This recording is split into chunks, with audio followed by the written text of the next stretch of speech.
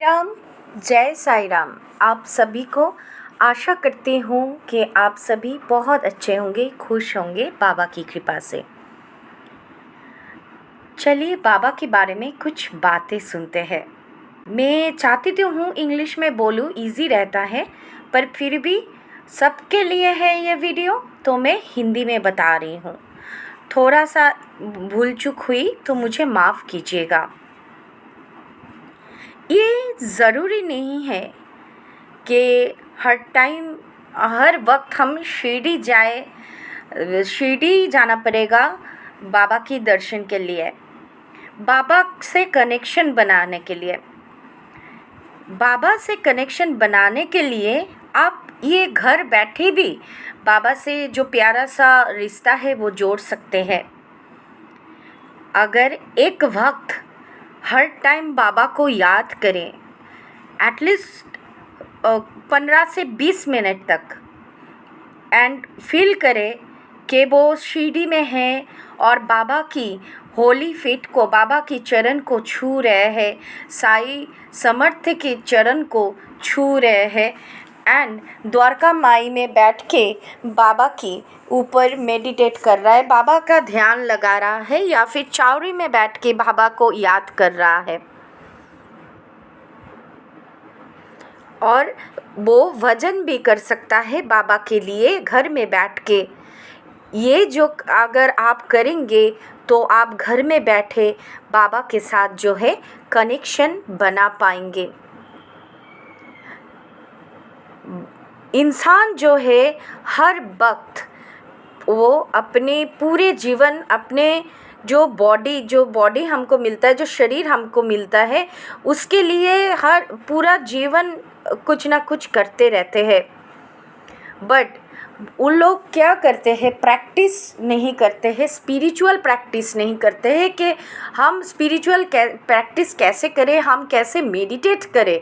मैं आपको ज़रूर इस बारे में हेल्प करूँगी कि हम कैसे बाबा की ध्यान लगा सकते हैं, कैसे बाबा में लीन हो सकते हैं। मैं इसके बारे में भी एक जो वीडियो है मैं ज़रूर आपके लिए बनाऊँगी। आप लोग मेरे वीडियो को सुनेंगे तो आप लोग बाबा से कनेक्ट कर पाएंगे। ये मैं ज़रूर आपके लिए एक बार बनाऊंगी। तो अगर आप कंटिन्यू कोई भी चीज़ अगर आप प्रैक्टिस नहीं करेंगे तो कभी सफल नहीं होंगे। अगर आप प्रैक्टिस करेंगे तो उस चीज़ अपने आप आपके पास आ जाएगी। वैसे भी बाबा का कनेक्शन है। अगर आप 15 से 20 मिनट एटलीस्ट अगर मेडिटेट करेंगे, बाबा के ऊपर ध्यान लगाएंगे, पूरा दिन में 24 आवर्स में अगर 15 से 20 मिनट बाबा के ऊपर ध्यान लगाएंगे तो बाबा से आपका जो है रिश्ता जुड़ जाएगी। आपको कहीं भी नहीं जाने पड़ेगी, कोई मंदिर नहीं, शिरडी नहीं, कहीं भी नहीं जाने पड़ेगी। बस घर में बैठ के आप ये कर सकते हैं।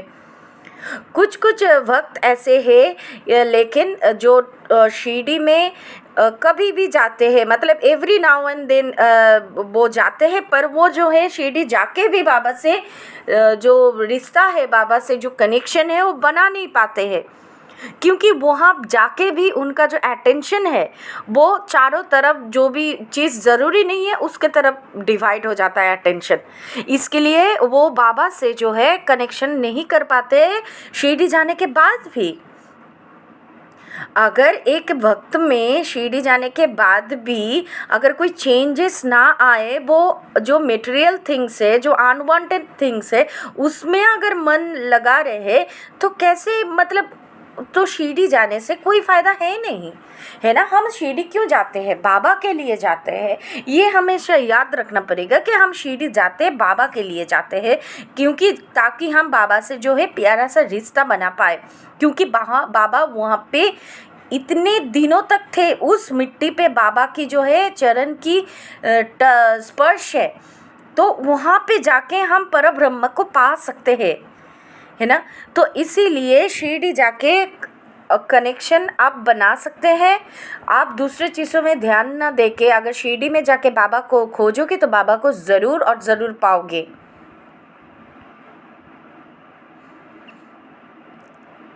श्री साईनाथ जो थे वो नॉर्मल इंसान नहीं थे, वो मतलब हमारे आपकी जैसी नॉर्मल नहीं थे, वो परब्रह्म थे। वो मतलब कुछ बाबा जब ज़िंदा थे तो कुछ वक्त ऐसे थे कि बाबा खुद नहीं जान पाए कि बाबा कौन है। वो लोग समझते थे एक सामान्य सा पुरुष है, इंसान है बाबा को।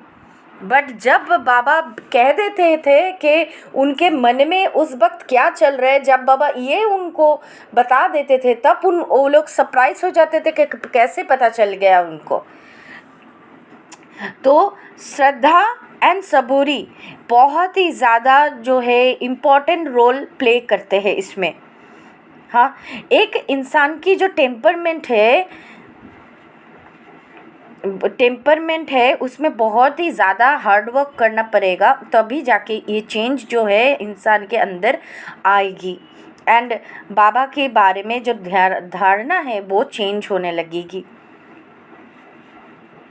बाबा हमेशा उस पर्सन को वैसे ही देखते हैं, वैसे ही भाव से देखते हैं जैसे उस भक्त की भाव हो। You look at me, I look at you, जैसे कि बाबा हमेशा बोलते रहते हैं।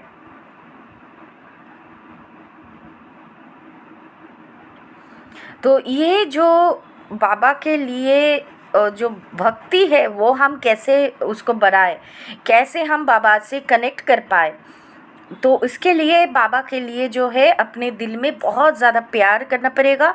बाबा के ऊपर ध्यान धरना पड़ेगा और बाबा की जो साई की नाम है वो उसका चैंटिंग करना पड़ेगा आपको।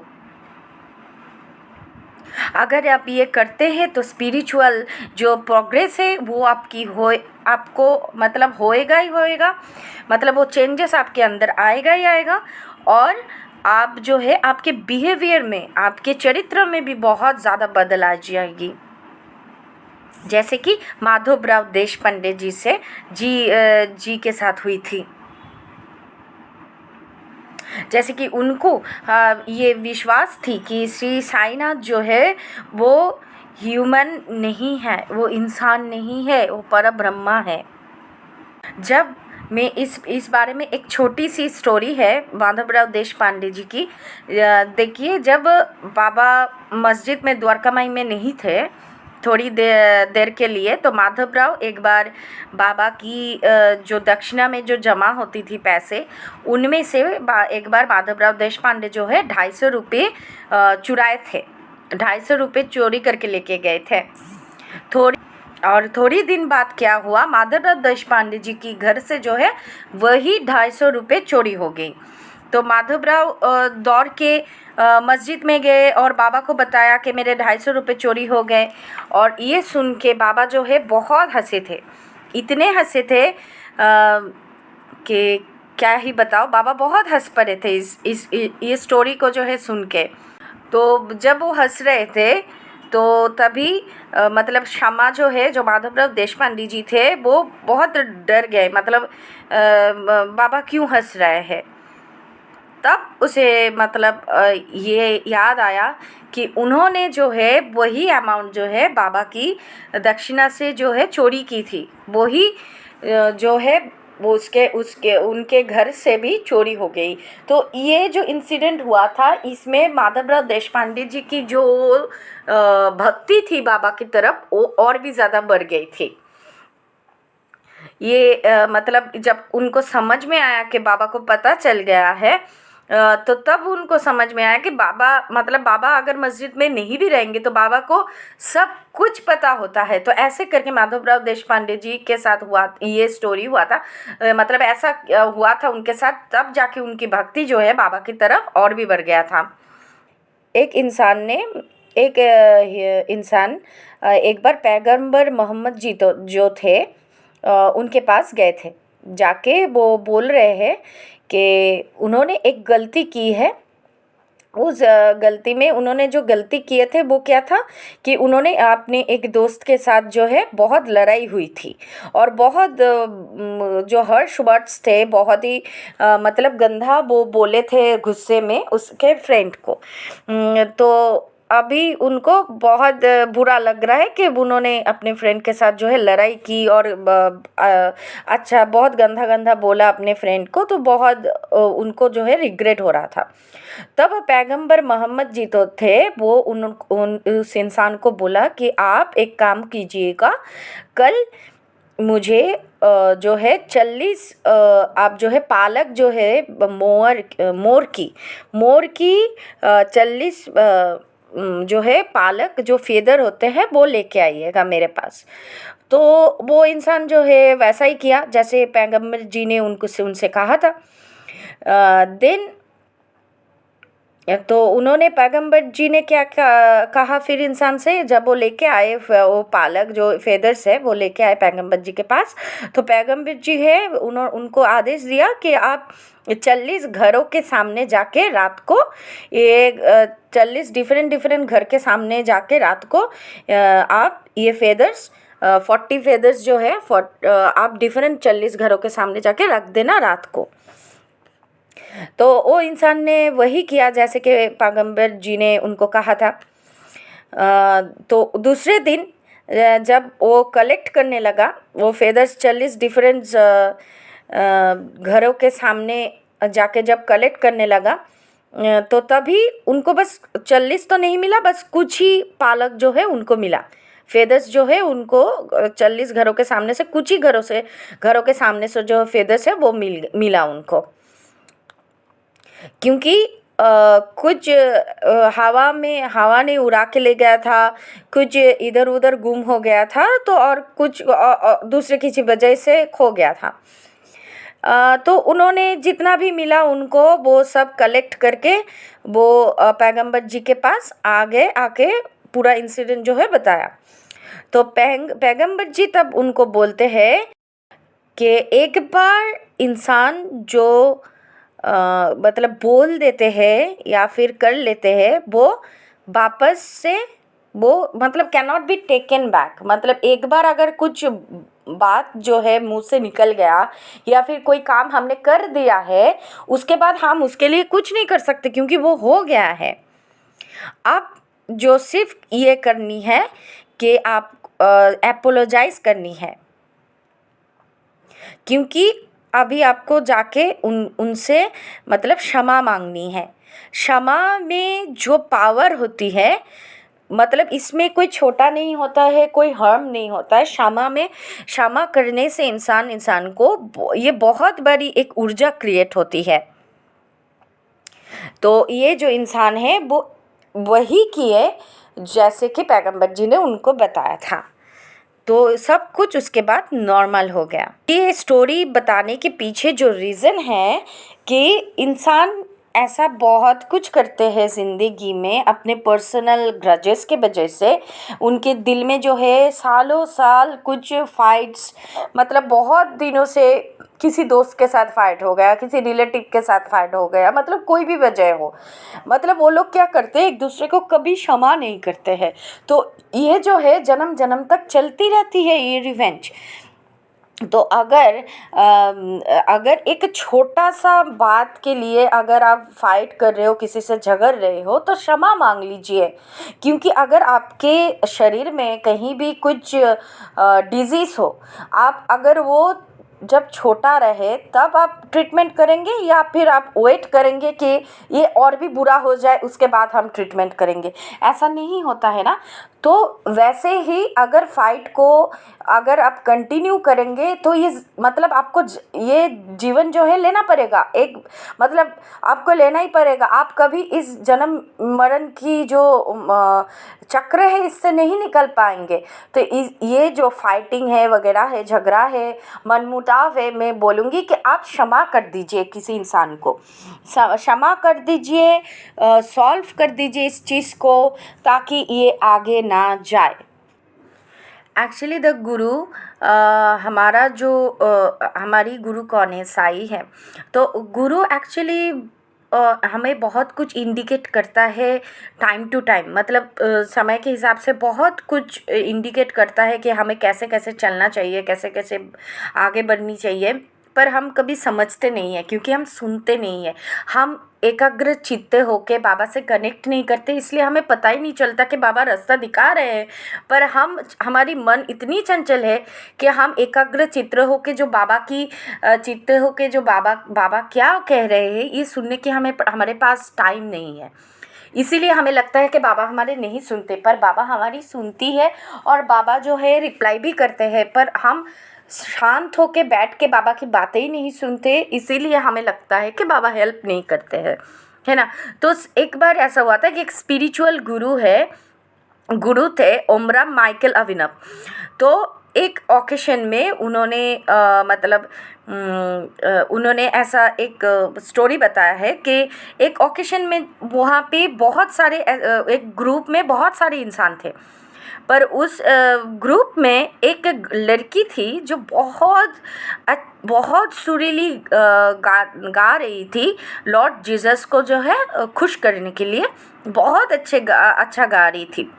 तो एक दिन वही लड़की जो है उनके पास आई और उन्होंने उस लड़की ने माइकल अभिनव जी को बताया कि उनकी मन की जो इच्छा है वो है शादी करना। तो वो डिज़ायर अपना बताई अपने गुरु को। पर गुरु तभी उनको एडवाइस किया कि आप कुछ दिन के लिए जो है आप वेट करो, आप अपेक्षा करो कुछ दिन के लिए। एक दिन ये जो लड़की है एक पब से, एक मतलब होते हैं ना बार पब, तो वो पब में एक लड़के से मिली एंड अगेन वो लड़की जो है गुरु के पास गया उस लड़के के बारे में कुछ एडवाइस लेने के लिए। अब गुरु उनको एडवाइस देते हैं कि आप अभी उस लड़की को एडवाइस करते हैं कि आप कुछ दिन के लिए जो है स्पिरिचुअल कुछ काम कीजिए, उसके बाद आप शादी के बारे में सोचिएगा। गुरु उनको बता दिया था कि आप वेट कीजिए, क्योंकि भगवान का जो है अभी शादी के लिए आपकी कोई प्लान नहीं है। जब आपका टाइम आएगा भगवान आपके शादी के लिए प्लान करेगा, तब जो है वो टाइम जो है शादी के लिए आपका जब फिक्स्ड होगा वो टाइम अपने आप आ जाएगी। आपको चिंता करने की कोई ज़रूरत नहीं है, आप जो है अभी स्पिरिचुअल वर्क में ध्यान दीजिए। तो ये जो लड़की है वो गुरु की बात जो है नहीं सुनी और उस लड़के से शादी कर ली। तो कुछ बरसों बाद क्या हुआ, इन दोनों के बीच जो है मतलब डिवोर्स हो गया। तो ये लड़की आफ्टर डिवोर्स जो है गुरु के पास जाते हैं और अपनी मन की जो बात है वो कहती है और सेम चीज़ रिग्रेट करती है कि मैंने आपकी बात जो है क्यों नहीं सुनी। इसीलिए मैं बोल रही थी ये स्टोरी से क्या मतलब, मैं बोलना जो चाह रही थी स्टोरी उसके ऊपर है कि हमें हमेशा बाबा से कनेक्शन बनानी है, ध्यान से सुननी है दिल में कि बाबा के तरफ से क्या आंसर आती है। क्योंकि वो तो देखिए ये लड़की जो गई थी वो तो गुरु जो है ज़िंदा थे तो वो कम्युनिकेट कर पाए, पर हमारे इधर हम डायरेक्टली बाबा के पास जाके और बाबा से रिप्लाई नहीं मांग पाएंगे, है ना। तो हमारे में क्या है, मेडिटेशन करना बहुत ज़रूरी है ताकि हम बाबा से कनेक्ट हो पाए, बाबा से आंसर मिल पाए हमें। तो आज के लिए इतना ही। और आज जो मैंने मेडिटेशन की बात की आपको समझ में आया होगा क्योंकि मेडिटेशन करना, ध्यान करना बहुत ज़रूरी है ताकि हम अपनी गुरु से जो है कम्युनिकेट कर पाए। तो इसके ऊपर ध्यान के ऊपर मैं वीडियो बनाऊंगी कि क्योंकि सब लोग नहीं कर पाते हैं ध्यान, ये मैं जानती हूँ। ये ध्यान हम कैसे करें, कैसे इसको जो है 10 मिनट से 15 मिनट करें, 15 मिनट से 20 मिनट करें, कैसे हम अपने मन को शांत करें, ये सबसे, क्योंकि हम जब आंखें बंद करते हैं तो दुनिया भर की चिंता जो है हमारी आंखों के सामने आ जाते हैं, हम उसको मिनिमाइज़ नहीं कर सकते। तो इसके बारे में हम कैसे करें ये मैं ज़रूर इसके ऊपर एक वीडियो बनाऊंगी, आपको शेयर करूंगी। अगर मेरी ये टॉपिक आपको अच्छा लगा है तो प्लीज़ मेरे चैनल को सब्सक्राइब कीजिएगा, मुझे मोटिवेशन मिलेगी। एक ओम साई राम तो ज़रूर बोलनी है, क्योंकि हम सभी के गुरु वो है। और एक ओम साई राम ज़रूर बोलनी है कमेंट्स में, और लाइक ज़रूर कीजिएगा, मुझे अच्छा लगेगा। ओम साई राम, जय साई राम।